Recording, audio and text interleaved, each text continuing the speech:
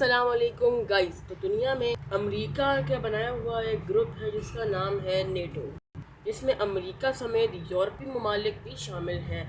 NATO تو ویسے ان کے بیچ پیس قائم کرنے کے لیے بنائی گئی تھی اور ان کے بیچ ایگریمنٹس سائن کروانے کے لیے بنائی گئی تھی، اسی لیے اس کا نام نارتھ اٹلانٹک ٹریٹی آرگنائزیشن ہے۔ اور نیٹو میں موجود تمام 33 ملکوں کی ایک فورس بھی موجود ہے، اور اگر کوئی بھی ملک کسی بھی نیٹو ممبر پر حملہ کرے تو اس سے یہ ہوتا ہے کہ اس کا مطلب یہ ہوا کہ اس نے پورے نیٹو پر ہی حملہ کر دیا، اسی لیے پورا نیٹو مل کر اس اکیلے ملک کے ساتھ لڑائی کرے گا۔ اسرائیل کی جس طرح بدمعاشیاں جو ہیں وہ بڑھتی جا رہی ہیں، اسی طرح جیسے کہ اس نے 3 دنوں کے اندر 6 ملکوں پر حملہ کر دیا، جس میں قطر بھی شامل ہے، تب سے ایک اسلامک نیٹو بنانے کی بات بھی ہو رہی۔ تمام مسلمان ملک نیٹو کی طرح کی اپنی الائنس بنا لیں جس میں یہ ہو کہ جب بھی کوئی ملک کسی ملک پر حملہ کرے تو وہ تمام ملکوں پر حملہ سمجھا جائے، اور تمام ملک اپنی فوجوں کو بھیج کر اس پہ حملہ کرے، اور ان کی ایک جوائنٹ فورس بھی موجود ہے۔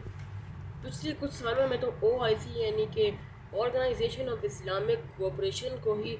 اسلام کا نیٹو مانا جاتا تھا، لیکن فی الحال OIC جو ہے وہ نیٹو کی طرح بالکل بھی کام نہیں کرتی، یعنی کہ اگر ایک ملک پر حملہ ہو تو دوسرے ملک پر حملہ نہیں سمجھا جاتا، اور OIC فی الحال صرف اپنے سمٹس میں مذمت کے علاوہ کوئی کام نہیں کرتی۔ لیکن قطر نے اس سال ستمبر کے مہینے میں جب عرب اسلامک سمٹ ایمرجنسی میں بلائی، تب پاکستان کے deputy prime minister Ishaq Dar اور مصر کے وزیر اعظم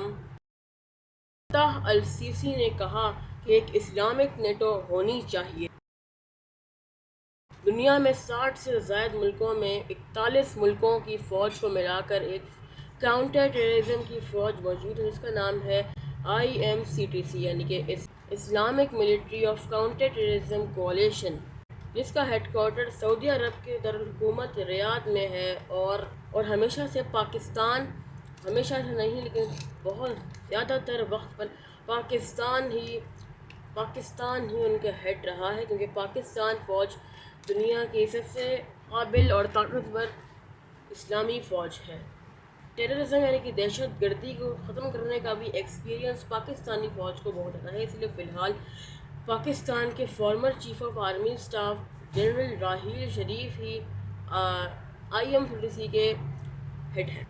لیکن قطر میں ہونے والے سمٹ کے بعد اسلامک نیٹو کی جو بات ہے یہ اور پھیلنا شروع ہو گئی۔ کیا سچ میں مسلم نیٹو بن سکتا؟ اگر یہ بن جاتی ہے تو دنیا میں ظالم ممالک ہیں جو اسلام کے دشمن ہیں، جیسے کہ انڈیا اور اسرائیل، ان کو بہت بڑا جھٹکا لگنے والا ہے۔ مسلم نیٹو کی بات اب پاکستان کے منسٹر آف ڈیفنس یعنی کہ خواجہ آصف نے بھی کی ہے، اور اس کی باتیں بہت تیز ہونے شروع ہو چکی ہیں، اور یہ پاسبل بھی ہوتا جا رہا ہے۔ ریاض میں ہونے والے سعودی پاکستان ڈیفنس پیکٹ نے اس کو اور تیز اور پاسبل بنانا شروع کر دیا، جس کی طرح اگر کوئی بھی ملک اگر سعودی عرب پر حملہ کرے تو پاکستان پر بھی حملہ مانا جائے گا، اور پاکستان بھی اس ملک سے دشمنی لے گا، اور کوئی بھی ملک اگر پاکستان پر حملہ کرے تو سعودی عرب بھی اس ملک سے دشمنی لے کر اور اس کو اپنے اوپر حملہ سمجھے گا۔ اور اس بار انڈیا اور اسرائیل دونوں کو یہ بہت بڑا جھٹکا لگا ہے، کیونکہ انڈیا کو بہت مزہ آتا ہے جب وہ پاکستان پر حملہ کرے، لیکن اب سعودی عربیہ جو ہے پاکستان کے ساتھ ہو چکا ہے، جس وجہ سے سعودی عرب بھی اگر انڈیا پر حملہ کر سکتا ہے، اور اسرائیل کو اس لیے کیونکہ وہ پاکستان اور سعودی عرب دونوں کا دشمن ہے، تو اگر وہ ان دونوں میں سے کسی ملک پر حملہ کرے تو دونوں ملک مل کر اس پر حملہ کر دیں گے، اور ہو سکتا ہے کہ آہستہ آہستہ اور بھی ملک سعودی عرب اور پاکستان کے ساتھ مل کر ڈیفنس پیکٹس کو سائن کریں۔ ترکی کے صدر اردوغان بھی اس میں بہت انٹرسٹڈ ہیں، اور آئیڈیا دینے والے فتح السیسی بھی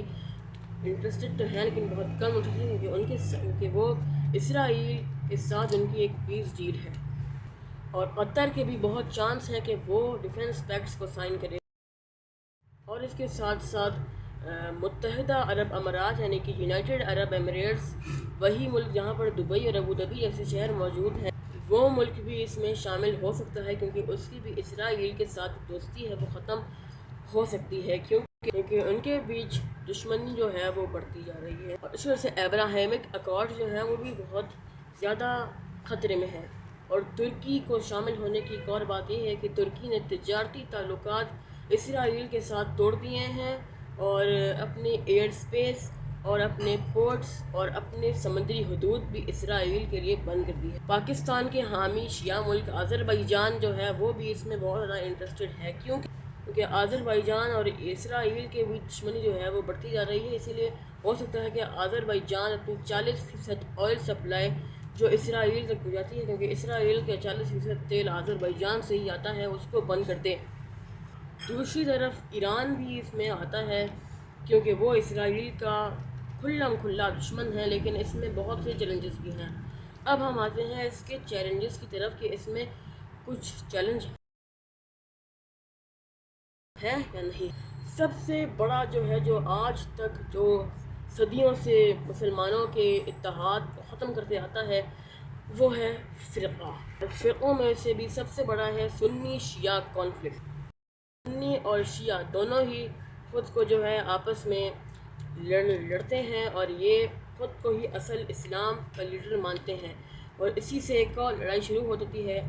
جو ہے ترکی، سعودی عرب اور ایران کے بیچ لڑائی۔ یہ لڑائی ہے اسلام کا خلیفہ بننے کی لڑائی۔ ترکی اور سعودی عرب خود کو مانتے ہیں کہ وہ اصل میں سنی اسلام کے سینٹر ہے، اور سعودی عرب پورے اسلام کا سینٹر ہے، جو آپ جانتے ہیں، کیونکہ وہاں پر اسلام کے سب سے بڑے ہولی سائٹس مکہ اور مدینہ ہے۔ اور ایران جو ہے وہ دنیا میں سب سے بڑا شیعہ اسلامی ملک ہے، اور وہ خود کو شیعہ اسلام کا سینٹر مانتا ہے، اور اسی لیے وہ خود کو اسلام کا سینٹر بھی مانتا ہے۔ اس کی وجہ سے ان تینوں ملکوں کے درمیان لڑائی شروع ہو جاتی ہے کہ کون اس کا لیڈر بنے گا۔ لیکن فی الحال اس کے بیچ ایک اور ملک جو ہے وہ شامل ہو رہا ہے، جو ان تینوں ممالک کا دوست ہے، اور ہو سکتا ہے کہ یہ تینوں ممالک اس کو ایکسیپٹ کر لیں ایز اے لیڈر، اور وہ ملک ہے ملک اسلامی جمہوریہ پاکستان۔ جی ہاں، کیونکہ پاکستان کے سعودی عرب، ایران، ترکی سب سے اچھے وہ ہیں، تعلقات ہیں، اور یہ جو ہے یہ تمام ملک ہی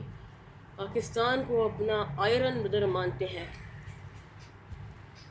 اور کیونکہ IMCTC کی قیادت بھی اس وقت پاکستان کے ہاتھ میں ہے، اسی لیے پاکستان کے اس لیڈر بننے کے چانسز سب سے زیادہ موجود ہیں، کیونکہ اس وقت پاکستان اسرائیل کے ساتھ ڈپلومیٹک وارفیئر میں بھی انوالو ہے یونائٹڈ نیشنز میں، اور اس پوری جو مسلمانوں کی جو نیٹو ہے اس کے چانسز اور بڑھ رہے ہیں، اور ہو سکتا ہے کہ کچھ اور چھوٹے اسلامی ملک جیسے کہ بوسنیا جو ہے وہ بھی اس میں شامل ہو جائیں۔ ان کے چانسز بہت زیادہ کم ہیں، اور پاکستان کو اور فوائد حاصل ہو سکتے ہیں، اور سپورٹ بھی حاصل ہو سکتا ہے 21 ستمبر کے بعد، کیونکہ 21 ستمبر سے 29 ستمبر تک ہونے والی ہے دنیا کی سب سے بڑی الائنس کی سمٹ۔ دنیا کا سب سے بڑا الائنس ہے دا یونائٹڈ نیشنز، اس کو بھی ہم اپنی چینل پر کور کریں گے، اور ہو سکتا ہے کہ 26 ستمبر کو ٹرمپ سے ملاقات ہو وزیر اعظم کی،